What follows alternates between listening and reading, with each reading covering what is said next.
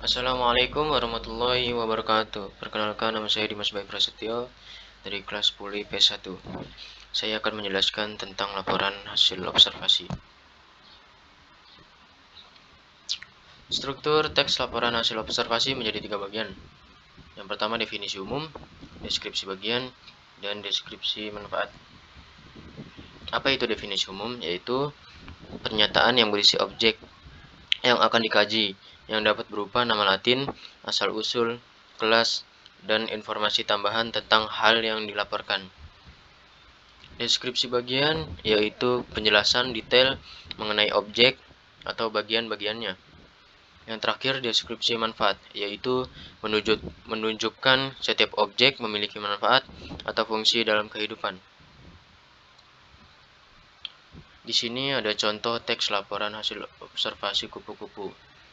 Menjadi 3 bagian. Yang pertama, definisi umum.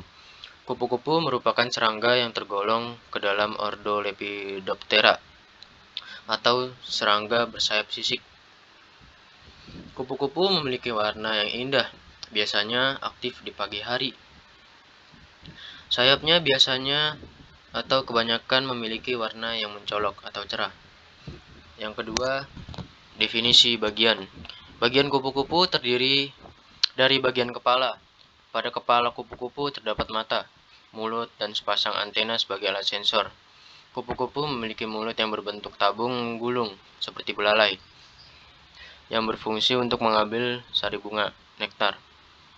Pada bagian dada kupu-kupu terdapat 3 pasang kaki dan 4 buah sayap. Pada dada terdapat otot-otot yang menggerakkan kaki dan sayap. Bagian perut, abodemen, jantung, sistem pencernaan pada organ kelamin ini juga terdapat pada bagian ini. Yang terakhir, definisi manfaat. Manfaat langsung dari kupu-kupu adalah dengan adanya usaha peternakan semi alami dari kupu-kupu. Misalnya dengan Ornithoptera spp, seperti yang pernah dilakukan di daerah Taman Nasional Bantimurung, Bulu Saraung.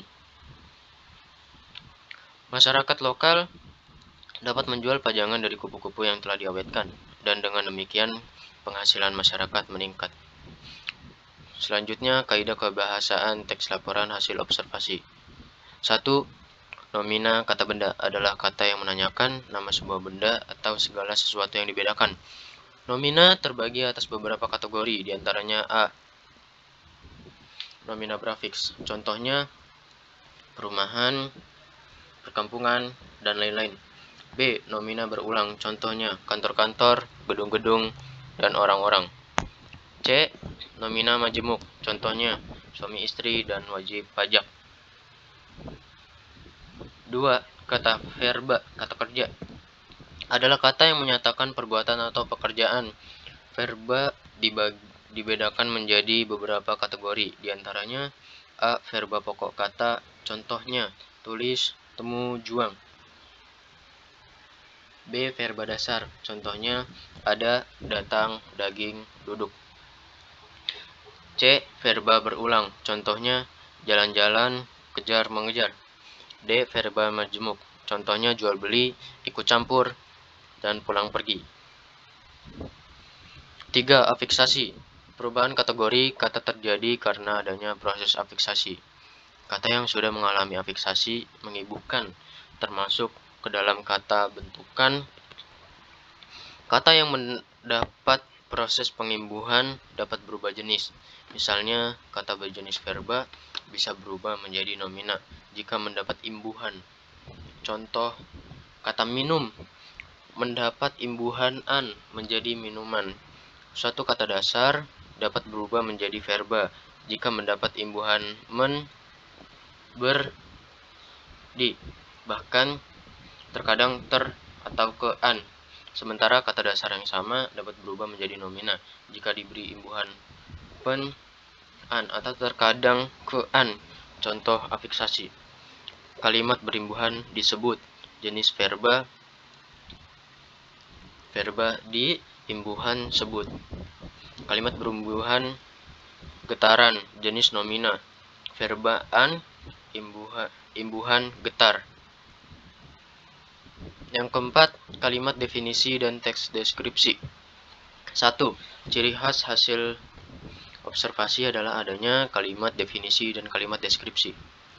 2. Kalimat definisi biasanya terdapat dalam unsur deskripsi bagian. Kalimat definisi adalah suatu kalimat yang memberikan penjelasan umum tentang suatu hal, aktivitas, dan lain-lain.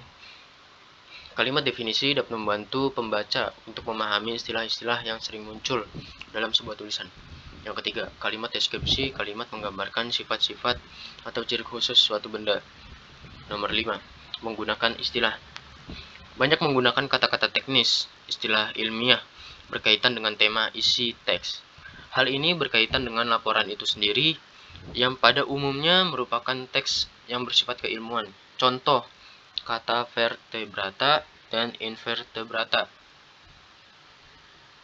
Nomor 6, menggunakan kalimat simpleks dan kompleks. Kalimat simpleks adalah suatu kalimat di mana hanya terdiri dari satu verba utama. Hal ini dikarenakan pada kalimat simpleks hanya memiliki satu peristiwa, aksi maupun tindakan.